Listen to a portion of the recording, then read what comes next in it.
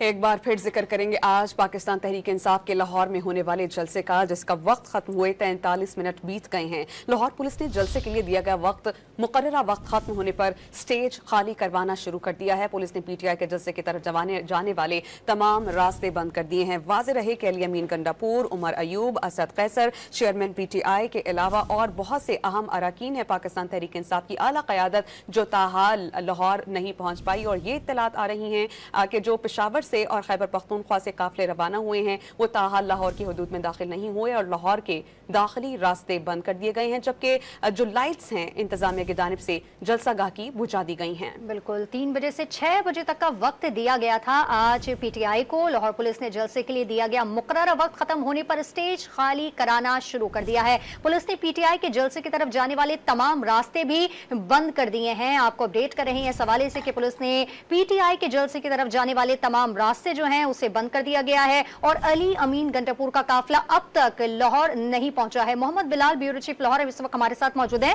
बिलाल, बताइएगा ताजा तरीन सूरत हाल क्या है? कहा यह जा रहा है कि स्टेज भी खाली कराना शुरू कर दिया है, जनरेटर्स भी बंद कर दिए गए हैं।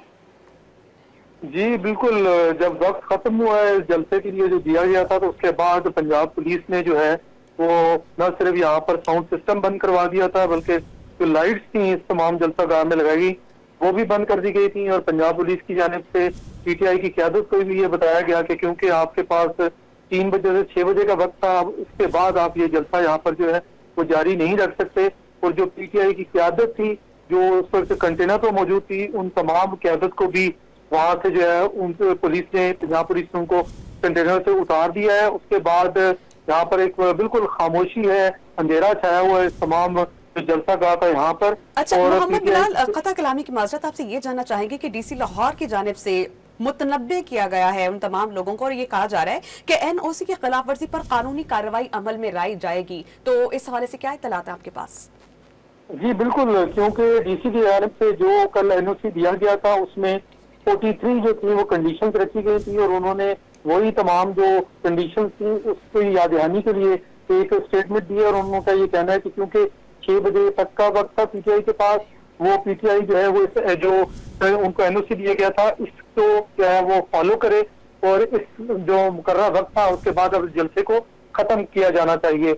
और अब हम देख रहे हैं कि यहाँ पर न सिर्फ जो केपीके के सीएम थे जो मोटरवे पर थे वो पहुंचे हुए नाकाम हुए बल्कि उनके साथ असद कैसर, उमर अयूब और दीगर क़यादत भी जो थी वो यहाँ पर नहीं पहुंच सकी। बिलाल, आपने कहा कि जलसागाह को खाली कराया जा रहा है, तो क्या देख रहे हैं आप इस वक्त मंजर क्या पेश कर रहा है वो जलसागाह? क्या तमाम लोगों को यहाँ से अगर भेज दिया जाएगा और पीटीआई की क़यादत को आने नहीं दिया जाएगा तो फिर उस हवाले से क्या होगा?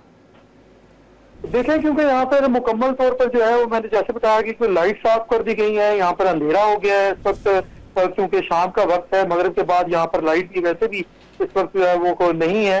तो जब क़यादत ने भी हमने देखा कि उस तरीके से रेजिस्ट नहीं किया और पंजाब पुलिस ने उन्हें कहा कि क्योंकि उनका जो टाइम था वो खत्म हो चुका है, इसके बाद अब वो जलसा यहाँ पर जो है उन्हें अलाउ नहीं किया जाएगा, तो क़यादत को भी कंटेनर से उतार दिया गया है। तो जो यहाँ पर लोग थे, कुछ लोग बिलाल, आप हमारे साथ मौजूद रहिएगा।